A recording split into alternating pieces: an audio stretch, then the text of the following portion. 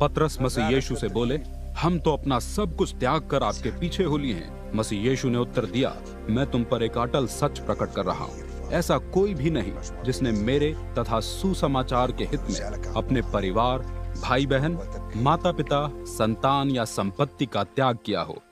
उसे इस युग में सताव के साथ प्रतिफल स्वरूप परिवार, भाई बहन, माता पिता, संतान तथा संपत्ति का 100 गुना तथा आने वाले समय में अनंत काल का जीवन प्राप्त न होगा।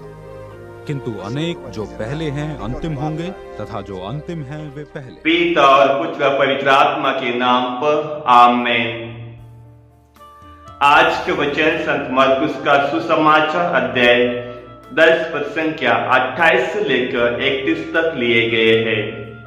और आज के वचनों में हम सुनते हैं कि प्रभु यीशु से पेतरुस कहता है कि उन्होंने प्रभु यीशु के लिए अपना परिवार, अपने माता पिता, भाई बहन सबको छोड़ दिया है, तो इसके बदले में उन्हें क्या मिलेगा। और इस पर प्रभु यीशु उन्हें कहते हैं कि जो कोई प्रभु यीशु के नाम के लिए और सुसमाचार के लिए अपने परिवार को त्यागता है, उन्हें अनंत जीवन मिलेगा, उन्हें अनंत काल का जीवन मिलेगा, यानी कि 100 गुना उन्हें वो पुरस्कार मिलेगा।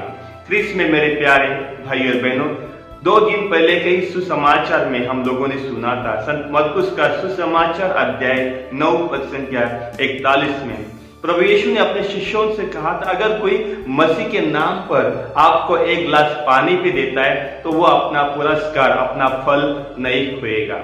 यानी कि ईश्वर हमारे छोटे छोटे कार्यों को भी याद रखता है। जब हम ईश्वर के लिए, ईश्वर की महिमा के लिए जो कुछ करते हैं तो ईश्वर उसे जरूर याद रखता है और उसका पुरस्कार वो हमें देता है। तो ख्रीस्त पे मेरे प्यारे भाई और बहनों, आज के सुसमाचार से प्रभु यीशु हमें यही कहते हैं कि माता पिता, भाई बहन, परिवार को छोड़ना इसका मतलब ये नहीं कि उनका त्याग करना है, बल्कि आज हमें प्रभु यीशु को हमारे जीवन में सबसे पहला स्थान देना है, उसके दिए हुए वचनों पे चलना है। शायद हमें कभी कभी इसके लिए अपने माता पिता, भाई बहन, परिवार के सदस्यों से दूर रहना क्यों ना पड़े, लेकिन हमारे जीवन में प्रभु यीशु को पहला स्थान देना है और उनके दिए हुए वचनों पे आज हमें चलना है, जहाँ प्रेम है, दया है, शांति और सत्य का मार्ग है। तो चलिए आज के वचनों के लिए हम ईश्वर को धन्यवाद देते, ईश्वर की स्तुति और महिमा करते। प्रभु यीशु कहते, जो पीछे है वो आगे हो जाएगा।